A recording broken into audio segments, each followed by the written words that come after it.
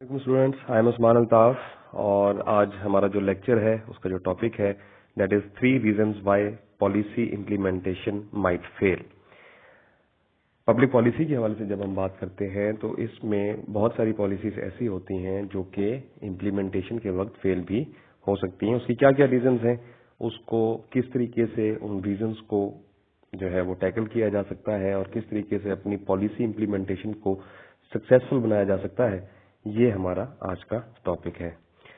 In many organizations, including small businesses, it's the human resources department leader who works with top management to develop the strategic direction of the company's workforce. Despite all the brainstorming and planning, some workplace policies fail because on a number of reasons. Workplace policies may be doomed from the start when they aren't fundamentally supported by the company's strategic goals,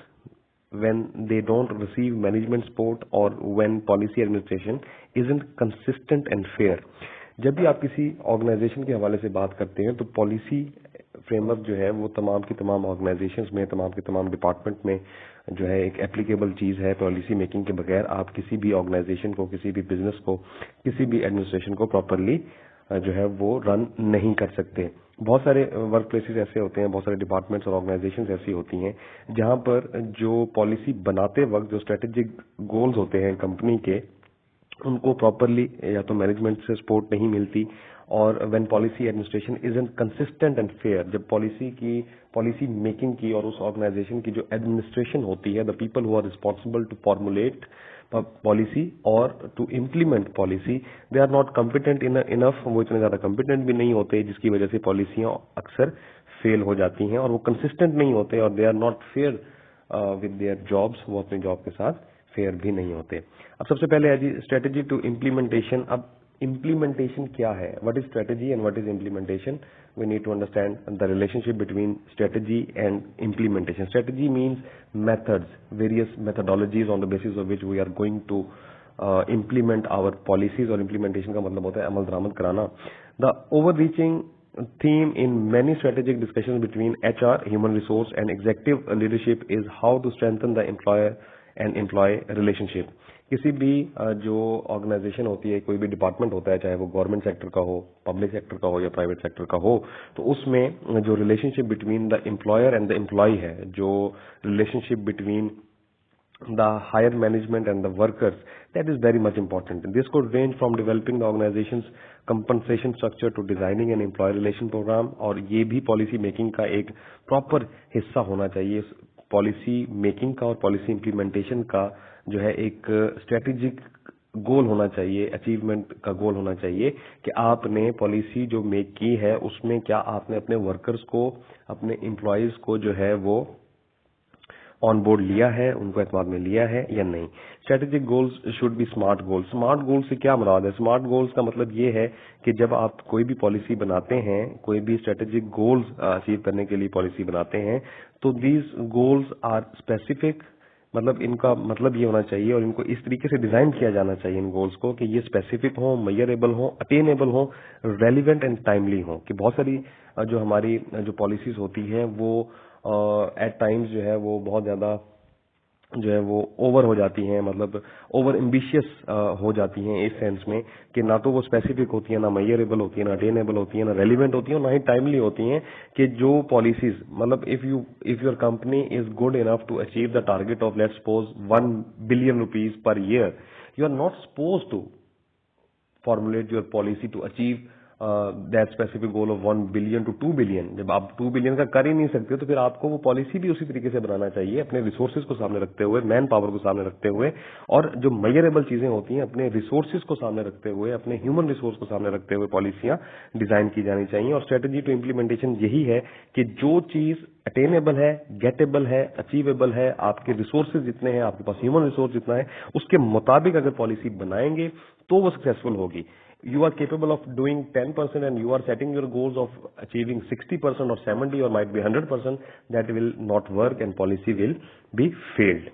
This represent a concept that Kenneth Blanchard and Spencer Johnson developed to improve management effectiveness। तो ये जो जिनका हमने नाम लिया, Spencer Johnson और Kenneth Blanchard का, तो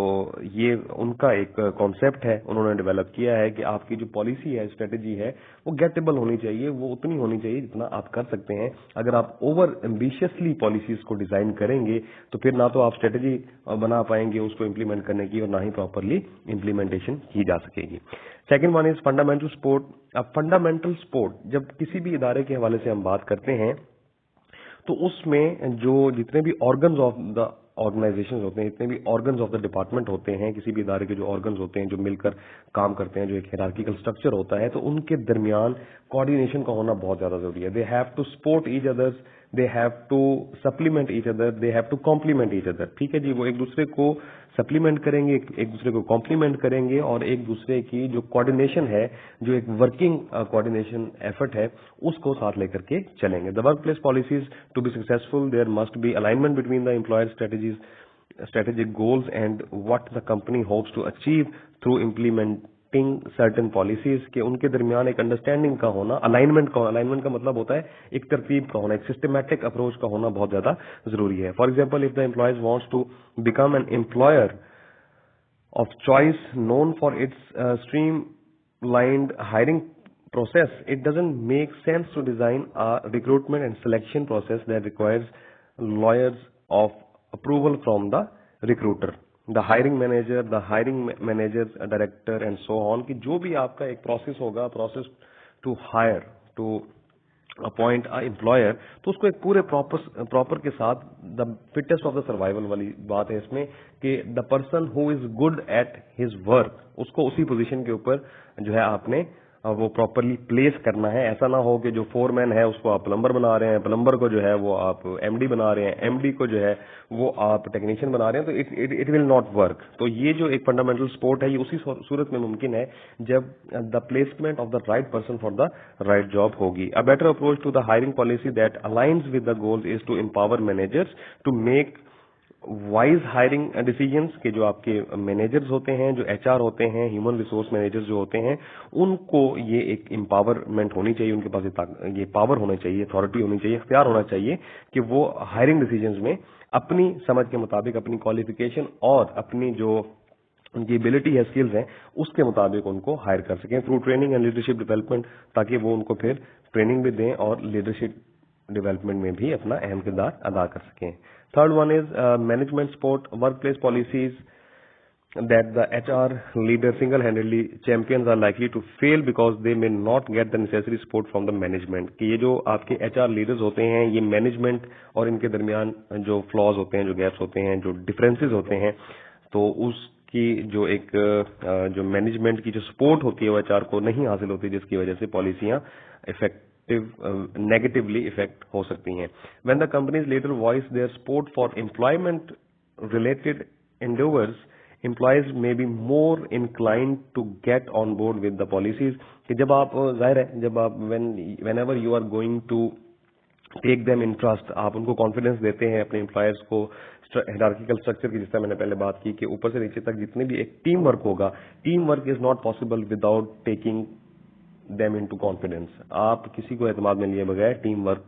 के हवाले से सक्सेस को एक्सपेक्ट नहीं कर सकते, और फिर उसी का रिजल्ट ये निकलता है कि पॉलिसियां जो है वो अक्सर, क्योंकि एक कोऑर्डिनेशनल गैप होता है, फिर मैनेजमेंट सपोर्ट की कमी होती है, लैक ऑफ मैनेजमेंट सपोर्ट होता है, ऊपर बैठे लोग कुछ और फैसले कर रहे हैं, एचआर और मैनेजमेंट जो है वो उन फैसलों को लाइक नहीं कर रही, और फिर जब तीसरा स्टेप आता है इम्प्लीमेंटेशन पॉलिसी का वर्कर्स के ऊपर, तो वो फिर क्योंकि जो सेटलमेंट होती है वो नहीं होती, वो एक दूसरे से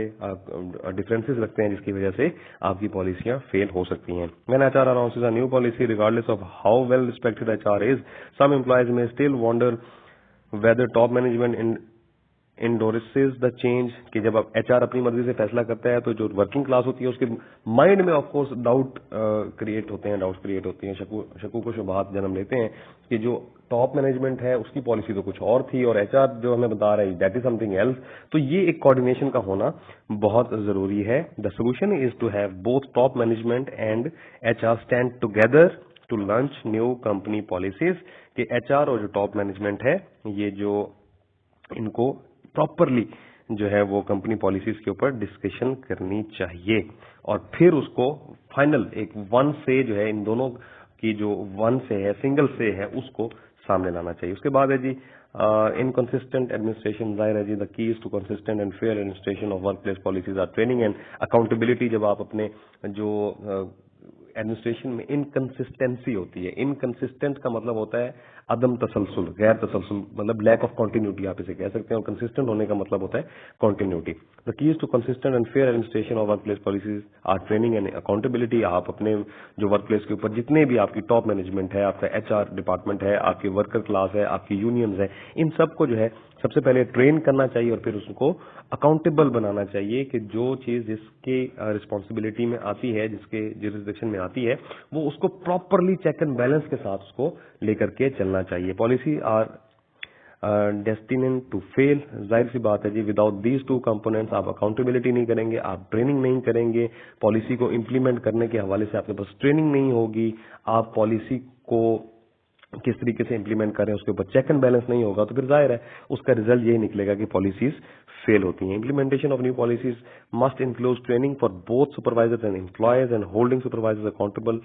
for consistent application of company policies. ये सारी की सारी चीजें बहुत सिंपल है समझने के लिए कि जो आपके सुपरवाइजर्स होते हैं, जो एम्प्लॉयज होते हैं, उनकी जो है वो